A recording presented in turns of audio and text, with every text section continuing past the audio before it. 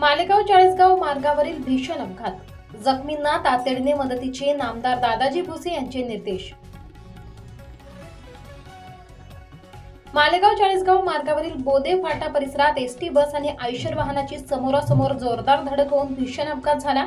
या दुर्घटनेत 2 महिलांचा दुर्दैवी मृत्यू झाला असून अनेक जण जखमी झाले आहेत। काही जखमींची प्रकृती गंभीर असून त्यांना मालेगाव येथील विविध रुग्णालयांमध्ये उपचारासाठी दाखल करण्यात आले आहे।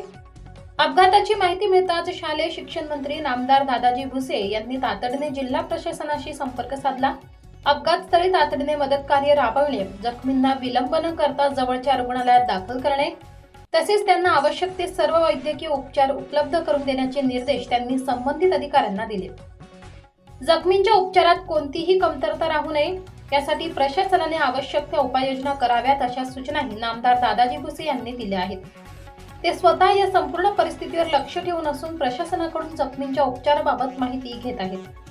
दरम्यान शिवसेना पदाधिकारी संजय दुसाने, सुनील माऊली देवरे, मनोहर बापू बच्छाव, रामभाऊ मिस्त्री, निलेश आहेर, नरेंद्र पवार यांच्यासह शिवसैनिक, नगरसेवक तसेच तहसीलदार विशाल सोनवणे यांनी रुग्णालयात प्रत्यक्ष भेट देऊन जखमींची विचारपूस केली।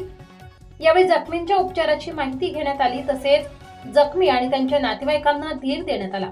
रुग्णालय प्रशासनाकडून जखमींना देण्यात येणाऱ्या उपचारांची माहितीही उपस्थितांनी घेतली। या भीषण अपघातामुळे परिसरात हळहळ व्यक्त होत असून मृतांच्या कुटुंबियांप्रती संवेदना व्यक्त करण्यात आल्या। जखमी नागरिक लवकरात लवकर बरे व्हावेत अशी प्रार्थना करण्यात आली। दरम्यान अपघाताची माहिती मिळताच पोलीस प्रशासनाने ही घटनास्थळी धाव घेतली असून अपघाताचा पुढील तपास सुरू आहे। S9 टीव्ही न्यूज साठी गणेश शिंदे, मालेगाव।